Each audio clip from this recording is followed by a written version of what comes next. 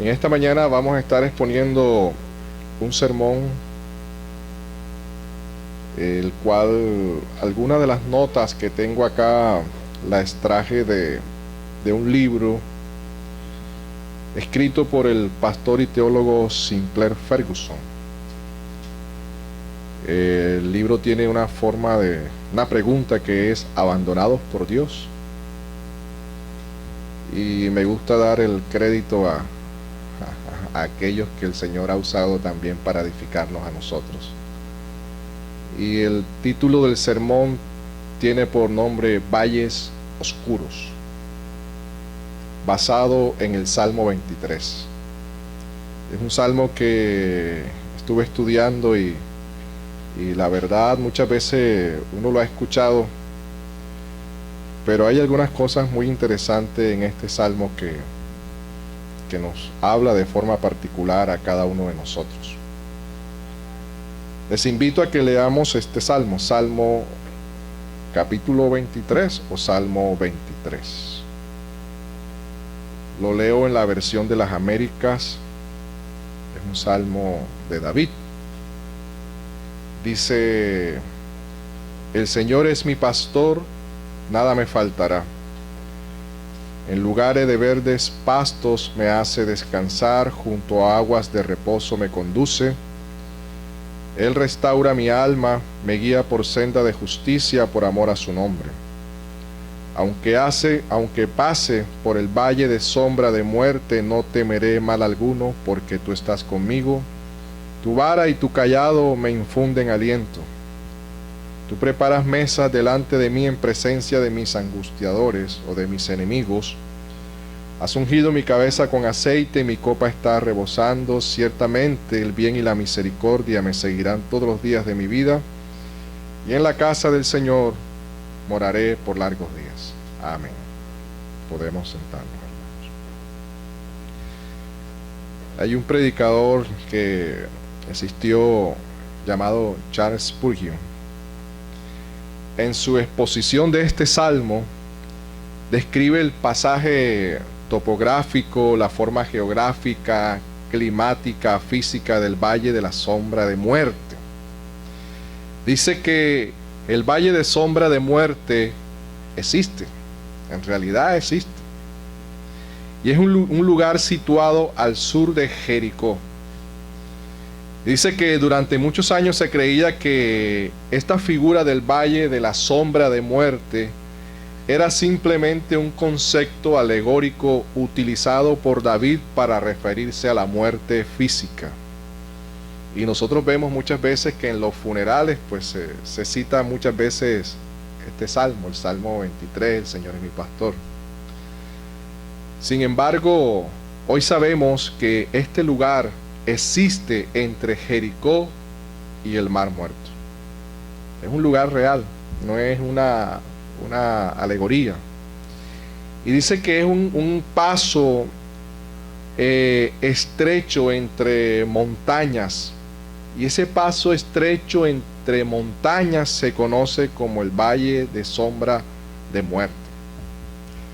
Los antiguos pastores judíos lo conocían y lo utilizaban para llevar el rebaño de un sitio a otro en busca de prados, de pastos. Era un camino que ellos tenían que recorrer, que pasar, y era también lo miraban de una estación a otra, o sea, lo tenían que usar de una estación a otra cuando había invierno y verano.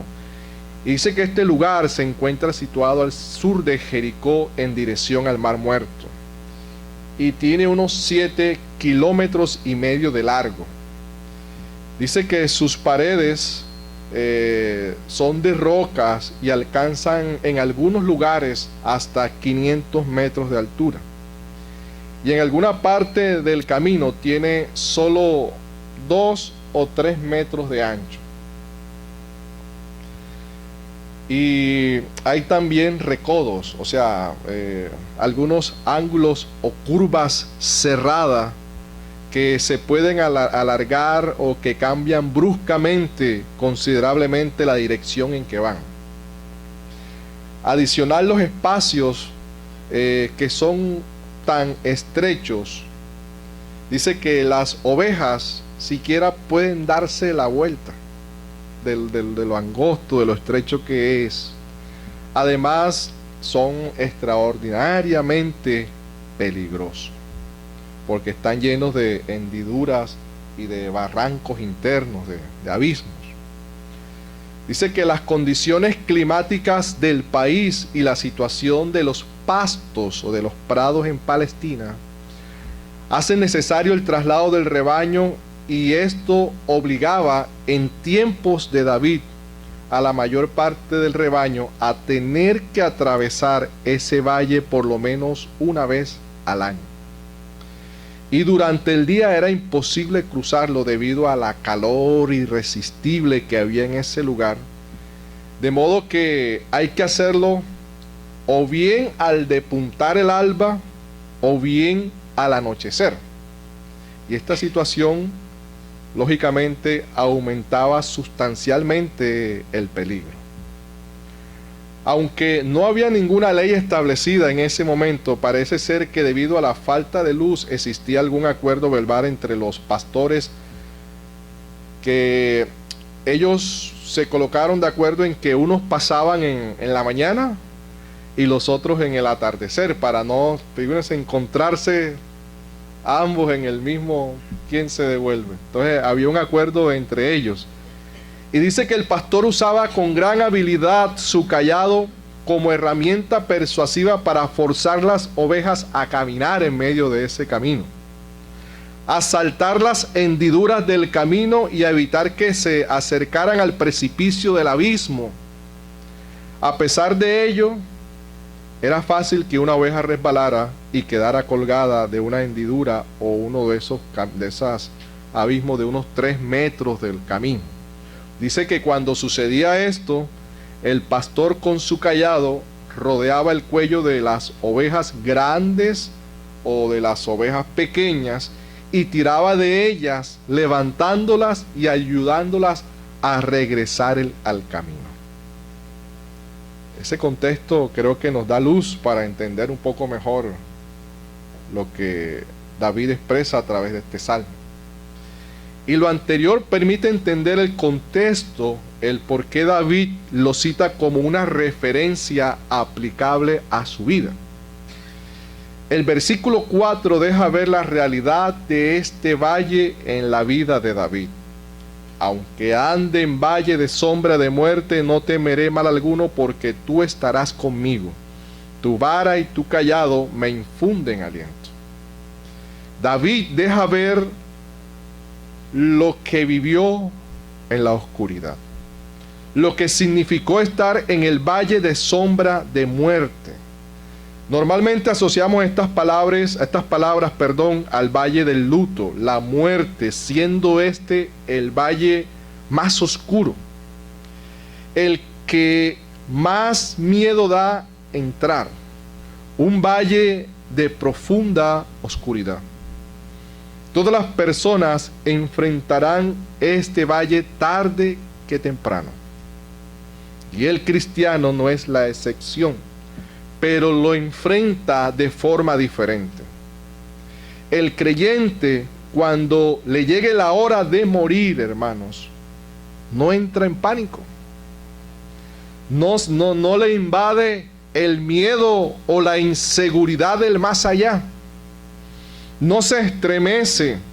Al creyente no se le aceleran las pulsaciones, no corre como si estuviera alarmado, como si se mostrase confuso o avergonzado. No se acelera repentinamente su paso, sino que tranquilamente y con toda calma camina pausadamente de la mano de Dios al encuentro con su glorioso Salvador. Es un valle o en un mundo lleno de valles oscuros y de la presencia de enemigos. David deja ver que su punto de partida no son las ovejas ni el oficio de pastor, sino la palabra de Dios, las escrituras, Él cita, el Señor es mi pastor. Hermano, y esa enseñanza de que el Señor es mi pastor ya estaba en el Antiguo Testamento también. Fueron dichas por el patriarca Jacob al final de su vida, al final de sus días, cuando ya Jacob estaba a punto de morir. El peregrinaje de este patriarca o de Jacob sobre la vida en este mundo no fue fácil. Si usted lee la vida de Jacob, fue una vida dura, de conflicto, sobre todo con su hermano Esaú, de duro trabajo, intenso calor del día y duro frío en la noche cuando trabajó para su suegro Labán. ¿Se acuerdan de esa historia? Los conflictos familiares entre sus hijos, el sufrimiento por haber perdido a José por un largo tiempo cuando él era muy joven, etcétera, etcétera. Pero hermanos, al final de su vida, dijo Jacob en Génesis 48:15, en la parte final, el Dios que ha sido mi pastor toda mi vida hasta este día. Todo lo que él vivió, todo lo que él pasó, pero ya depuntando su vida, él dice, el Señor es mi pastor. Ese fue un hombre que había andado por valles oscuros, representado en lo moral, espiritual, emocional, físicamente. En el Salmo 23, David está diciendo, yo también he participado de las experiencias de Jacob. Yo también he vagado en la oscuridad. Lo que él descubrió, yo también lo he descubierto. ¿Y qué fue lo que David y Jacob descubrieron? El Señor es mi pastor. David puede mirar cara a cara la peor de todas las posibles situaciones y decir, aunque ande en valle de sombra de muerte, no temeré mal alguno porque tú estarás conmigo. Se da cuenta que si el Señor le pastorea a través del valle más oscuro, entonces en todos los demás valles de su vida, la presencia del Señor y su poder estará con él para mantenerlo. Hermanos, uno de los temores más fuertes que tenemos nosotros los seres humanos es el temor a la muerte. Pero si sabes que el Señor está contigo, entonces andarás seguro de que nunca te desamparará y que nunca te dejará. Podrás decir como Pablo, estoy seguro de que ni la muerte podrá separarnos del amor de Dios que es en Cristo Jesús, Señor nuestro. El poder del pastor, nuestro Señor Jesucristo, puede librarnos de nuestros temores. Porque tú estarás conmigo, tu vara y tu cayado me infunden aliento. El pastor utiliza el cayado que tiene en su mano para trabajar con las ovejas de diferentes maneras. Una, dirigiéndolas, llevándolas, trayéndolas y disciplinándolas. Pero también usa su cayado y lo tiene listo para defenderlas cuando se les ataque. Las ovejas miran ambas cosas para acordarse de que el pastor las protege. David ha experimentado a menudo la presencia del Señor como su pastor, protegiéndole y salvándole. Sin embargo, hermanos, ni siquiera la visión tan clara que tuvo David de Dios como su pastor se puede comparar con la revelación del Señor como pastor que nosotros tenemos hoy. ¿Y saben por qué? Porque ya el Señor se nos ha revelado como el buen pastor. David no tenía esa revelación tan clara. Tú y yo la tenemos hoy. Y este salmo tiene que ser vivido en nuestra alma, en nuestro corazón, en nuestra mente, en nuestras emociones, en nuestra voluntad, porque tenemos esa revelación clara de Cristo como el buen pastor. Yo soy el buen pastor y el buen pastor su vida da por sus ovejas. O como dijo Juan en Apocalipsis 7:17, porque el cordero que está en el medio del trono los pastoreará y los guiará a través de aguas de vida, y Dios enjugará toda lágrima de los ojos de ellos. David solo pudo vislumbrar, no tenía la revelación completa como la tenemos nosotros hoy, como la vemos hoy tú y yo con toda claridad, y por ello nuestra confianza en el pastor de los pastores, nuestro Señor Jesucristo, es superior a cualquier dificultad que enfrentamos. Él mismo ha dicho: nunca te dejaré ni te desampararé. De manera que ahora nosotros podemos decir confiadamente: el Señor es mi ayuda, el Señor es mi ayudador, no temeré. ¿Qué podrá hacerme el hombre? Nuestro peor y gran enemigo, la muerte, ha sido derrotada, destrozada. Su poder lo ha quebrantado la victoriosa resurrección de Cristo. La muerte, aunque puede echarte mano y puede echarme mano, ya no puede detenernos en sus garras. Aunque hemos de enfrentarnos con la muerte, hermanos, que es el último enemigo que será destruido, cuando pensamos en ello, tal vez temblamos. Pero entonces nos acordamos: Cristo ha vencido la muerte. Puede ser que nos toque, pero no nos puede retener. Aunque tengamos que andar por aquel valle de la muerte, hasta puede, hermano, que nos parezca que esté habitado por espíritus de otro mundo, no temeremos mal alguno, porque Cristo está con nosotros. La vara y el cayado de Cristo son su cruz y su palabra. Con la primera de ellas entró en combate mortal con la muerte y la venció. Y con la segunda nos guía en la vida. La muerte y la resurrección de Cristo llega a ser la vara o el garrote que destrozó los temores que son enemigos de nuestra paz. Y su palabra se convierte en el cayado por el medio del cual nos sustenta y nos rescata del peligro.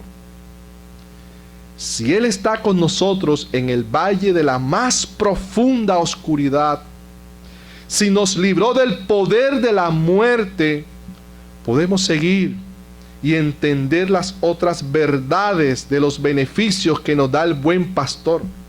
Así como el salmista lo dejó ver en uno de los versículos de este salmo: el Señor es mi pastor, nada me falta o me faltará, suplirá todas nuestras necesidades. ¿Y cómo estaba seguro David de esto? Él conocía las promesas de Dios. ¿Conoces las promesas de Dios? Cuando David escribe nada me faltará, está utilizando un vocabulario tomado del Antiguo Testamento. Era la misma expresión de Deuteronomio 2:7, que dice: pues el Señor tu Dios te ha bendecido en todo lo que has hecho. Él ha conocido tu peregrinar a través de este inmenso desierto. Por 40 años el Señor tu Dios ha estado contigo. Nada te ha faltado. Eso es lo que está citando David. Él está citando la misma Biblia. Él está citando las mismas escrituras. Él está citando la fidelidad de Dios a través de la historia del pueblo de Israel. Y esa realidad del Señor como su pastor, Él la está viviendo en ese momento. No era una teoría, hermanos. Era una práctica vivida, continua en la vida de este hombre. Este pueblo en el desierto pasó necesidades.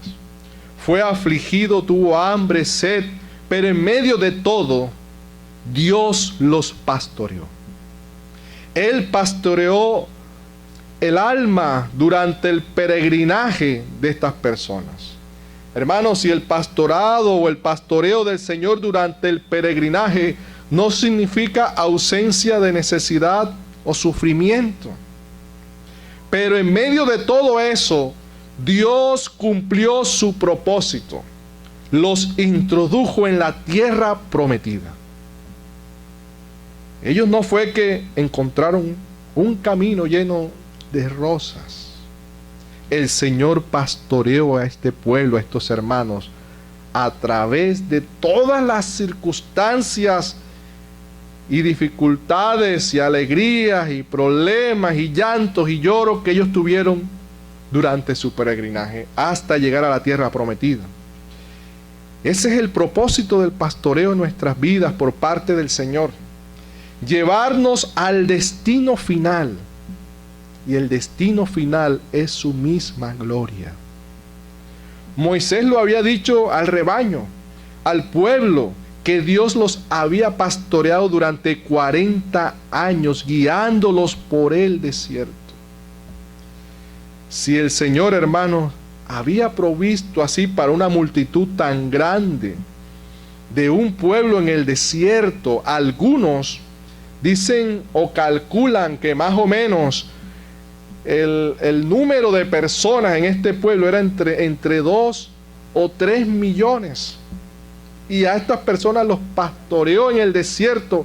¿Acaso no era capaz de suplir la necesidad de uno solo de ellos, hermanos? David confiaba porque él sabía acerca del carácter de Dios. El Señor Jesús nos ayuda a entender lo que estaba pasando en la mente de David cuando dice las características del buen pastor. 1, que conoce a sus ovejas. 2, que le importan sus ovejas. Si el Señor ha ido tan lejos para librarme de la muerte, dice David, puedo estar seguro que le importo. Las heridas de su mano y en su costado son evidencias de su amor.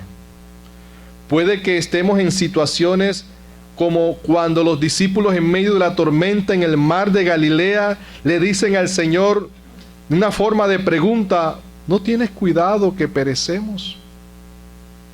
Pero no puedes fijar tu mirada en la cruz sin saber que Él tiene cuidado de ti por encima de lo que las palabras puedan expresar. Si murió por ti, ¿cómo puedes dudar que Él tiene cuidado de ti? Sea lo que fuera que Él me mande, eso me traerá lo que realmente necesito. Sea lo que fuera que yo necesite, Él lo proveerá. Y sea lo que fuera que Él provea, viene señalado con la aprobación de unas manos atravesadas con clavos. El Salmo 23 está lleno de sombras. David anda por un valle de sombras profundas y oscuras. Pero hay una sombra también detrás de esas palabras. Dice el versículo: confortará mi alma, me guiará por senda de justicia por amor a su nombre. Confortar es restaurar. Así lo traducen algunas Biblias. Él restaurará mi alma. Tal vez los pecados y los fracasos de David fuesen conocidos, hermanos, tan públicamente para cuando escribió el Salmo 23. El verbo restaurar es a la vez una de las palabras del Antiguo Testamento para arrepentirse. No obstante, aquí la ilustración es aplicada al pastor. El versículo 2: lleva sus ovejas a delicados pastos y junto a aguas de reposo con el fin de hacerlo descansar y de restaurar. Aquí hay más de una mera palabra de perdón. Hay un trato continuo y prolongado de la gracia del Señor en la vida de David. Cuando David comete el asesinato y el adulterio, la ley decía que debía morir. Él debía morir. Pero Dios le dijo, tu pecado ha sido remitido. La gracia de Dios lo alcanzó en ese momento. Y David escribe lo siguiente en el Salmo 25, versos 6 al 8. Acuérdate, oh Señor, de tu compasión y de tus misericordias que son eternas. No te acuerdes de los pecados de mi juventud, de mis transgresiones. Acuérdate de mí, Señor, conforme a tu misericordia, por tu bondad, oh Señor. Bueno y recto es el Señor, por lo tanto, Él muestra a los pecadores el camino. Hermano, y así es con muchos de nosotros. De modo inexplicable, mientras procuramos vivir para Cristo, encontramos avivada en nuestros recuerdos la memoria de pecados pasados, la vergüenza de culpa pasada. Incidentes desde hace mucho tiempo olvidado vuelven.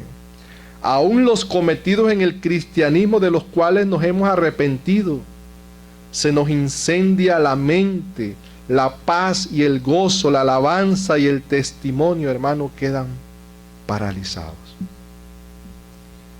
El pastor y teólogo Samuel Rutherford dijo: las antiguas cenizas de sus pecados se convierten en un nuevo fuego de dolor.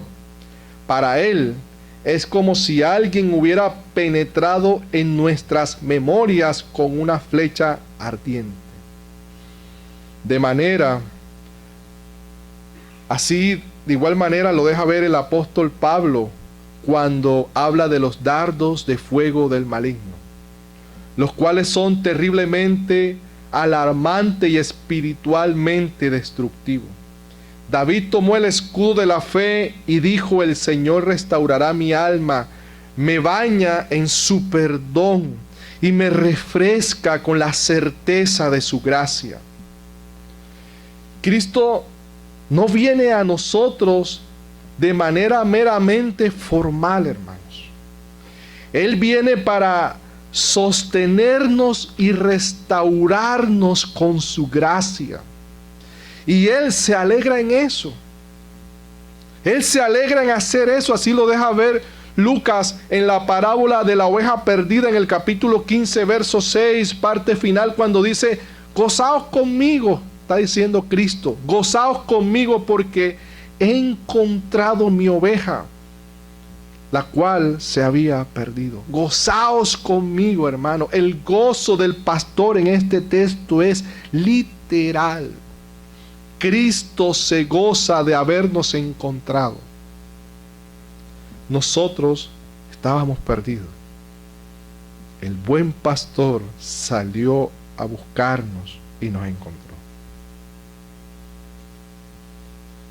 Y en ese encuentro nos guía por sendas de justicia por amor a su nombre. Es una nueva dirección. Senda de justicia significa que debemos conformarnos a su palabra, y es por amor a su nombre. Tiene como su gran propósito no nuestra propia ambición, sino la gloria de su gracia, la gloria de Él, la gloria de Dios. Su intención es que vivamos para Él, no para nosotros mismos. Así lo enseña la Escritura: por todos murió, para que los que vivan ya no vivan para sí, sino para aquel que murió y resucitó por ellos. Y ahora nosotros vivimos para Cristo, hermano. Ya no vivimos ni para nosotros, para Cristo. Muchas veces en psicología se quiere levantar la autoestima de las personas. Pero hermano, ¿sabes qué? El Evangelio te lo tumba. Porque el Evangelio te dice: niégate a ti mismo, no acéptate como tú eres. Niégate a ti mismo, vive para Dios, vive para Él. El que no toma su cruz y me sigue no puede ser mi discípulo. El que no se niega a sí mismo no puede ser mi discípulo. El mejor modelo es Él. El Señor, hermano, nos protege en su gracia divina. Cualquiera sea nuestra circunstancia, Él libra a sus ovejas. Libra nuestras vidas del enemigo, hermano. David así lo vivió y lo escribió en el versículo 5. Aderezas mesas delante de mí en presencia de mis angustiadores. La Biblia de las Américas dice, tú preparas mesas delante de mí en presencia de mis enemigos. Este versículo es profundo, hermano. Este versículo es hermoso. Miren, en pocas palabras, los enemigos como invitados en la misma fiesta. Dios viene y coloca a los enemigos delante de David. Coloca mesa. En este caso, la presencia de los enemigos de David como observadores de la fiesta. Y hermano, ningún pastor normal coloca a su rebaño en lugares infectados de lobos. Pero este pastor no es cualquiera. Las ovejas están juntas alrededor del pastor. Oyen a los lobos aullando, amenazando. El pastor siente los ojos desconcertados de su rebaño mirándole fijamente, incapaces de comprender. Lo habían seguido muy contentas. Habían fijado en él sus ojos sin cuestionarlo. Ahora, en medio de los enemigos, rodeados de lobos y en el aullido tormentoso de estos, sus ovejas se preguntan, ¿por qué nos habrá traído hasta aquí?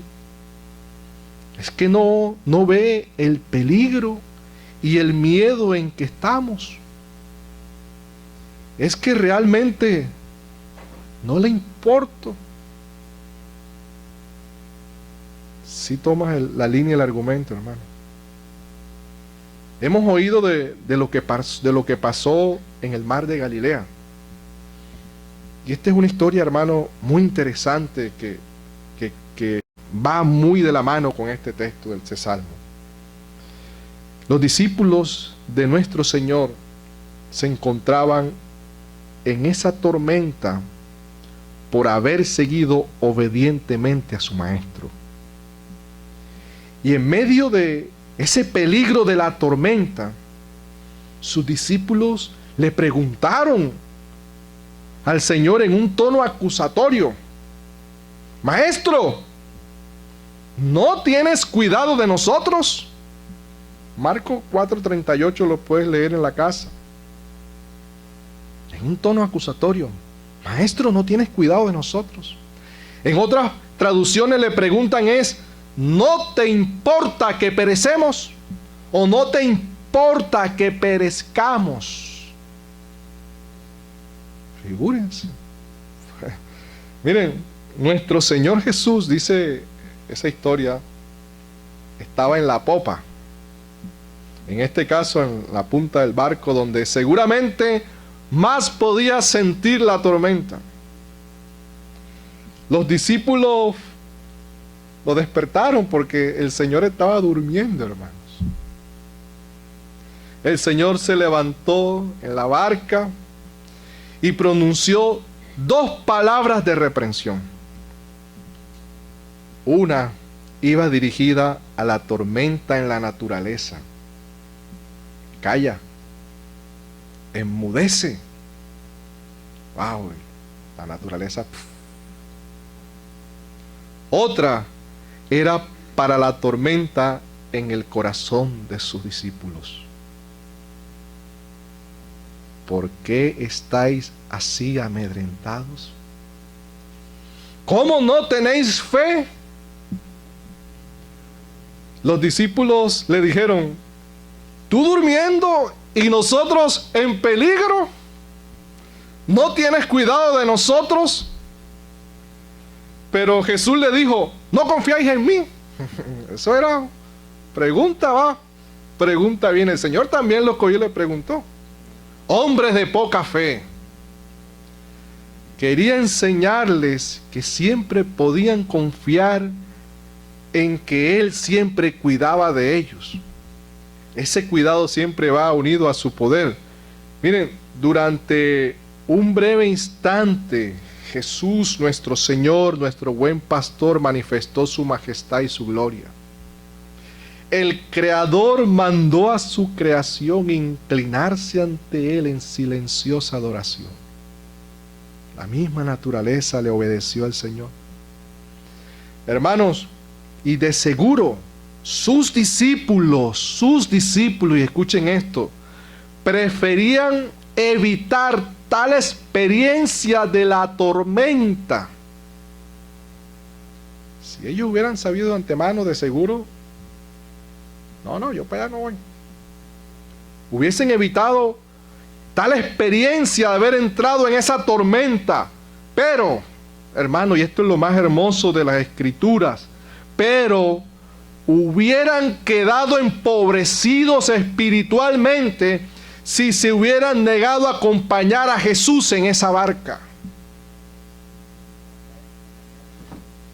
En ese caso, nunca, hermano, pero nunca hubieran estado del todo seguros hasta qué punto era soberano el control del Señor en sus vidas.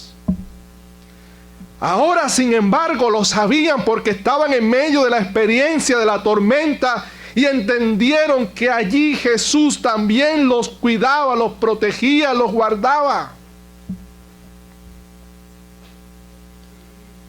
Más tarde, hermanos, Pedro tuvo que afrontar una crisis más grande después de esto. Pedro fue arrestado por predicar a Cristo. Pedro había dicho anteriormente al Señor en la experiencia de la barca en la tormenta, ¿por qué tú duermes? ¿No tienes cuidado de nosotros?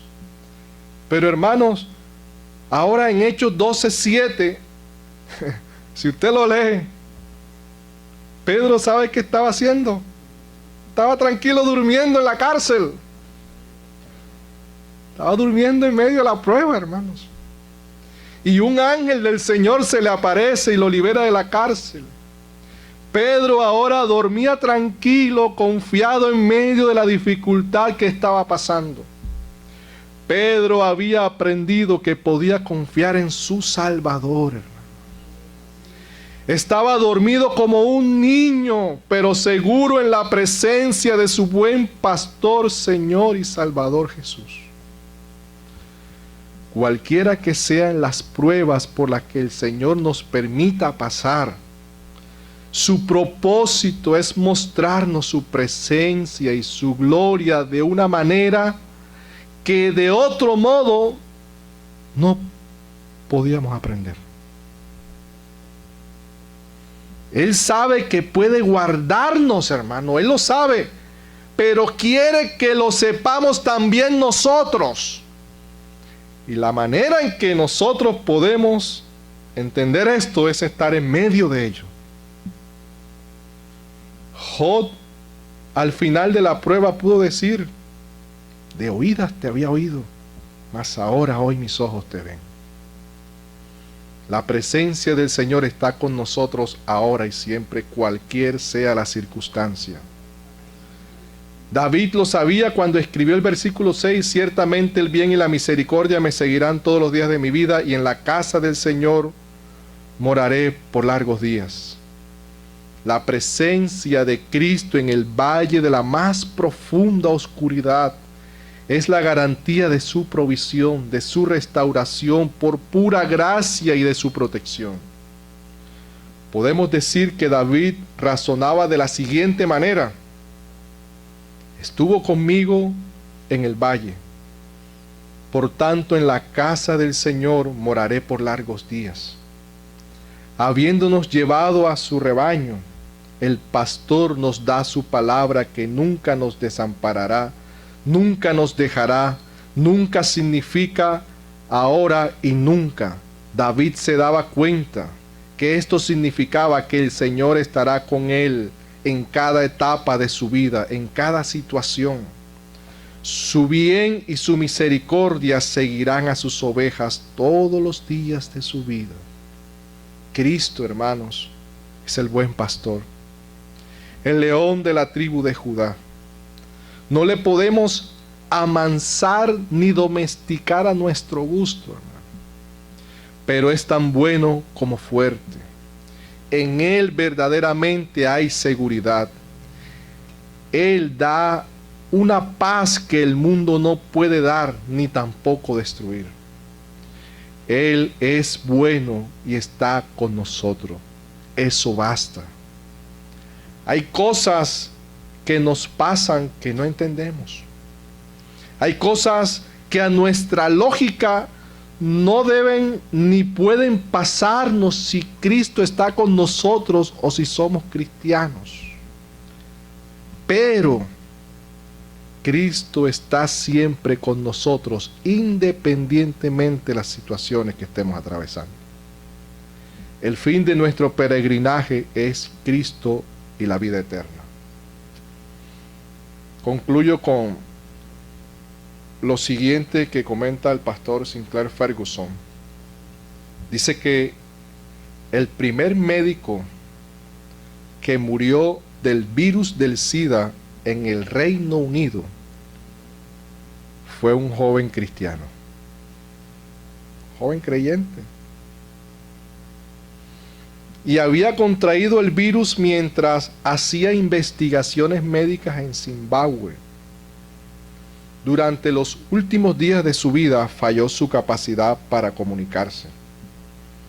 Luchó con crecientes dificultades para expresar sus pensamientos a su esposa. En una ocasión, ella simplemente no podía entender su mensaje. Entonces, él escribió en un blog de notas la letra J. Su mujer repasó el diccionario mental diciendo varias palabras que comenzaban con la letra J, pero ninguna de ellas era. Luego su esposa dijo, ¡Jesús! ¡Jesús! Sí, esa era la palabra. Jesús estaba con ellos. Y eso era lo único que ellos necesitaban saber. Eso siempre basta, Jesús con nosotros. Jesucristo es suficiente para el creyente. No necesitamos más nada, solo a Cristo Jesús, nuestro Señor. Amén. Oremos. Padre, gracias te damos en Jesucristo nuestro Señor por este tiempo. Ayúdanos, Señor, a entender que tú eres el buen pastor, el pastor de pastores, el pastor por excelencia, Señor. Tú eres el que pastoreas nuestras vidas. Y gracias porque independientemente, Señor, donde estemos, donde nos encontremos, el valle de sombra que atravesemos, o los verdes prados donde estemos descansando, tú estarás con nosotros. Gracias por este tiempo y que entendamos, Señor, que nosotros como hombres somos falibles, fallamos, Señor. Te podemos ofender, pecamos, Señor, pero tú eres fiel. Sea para corregirnos, para disciplinarnos, o sea para alentarnos a seguir adelante. Gracias te damos en Jesucristo nuestro Señor. Amén.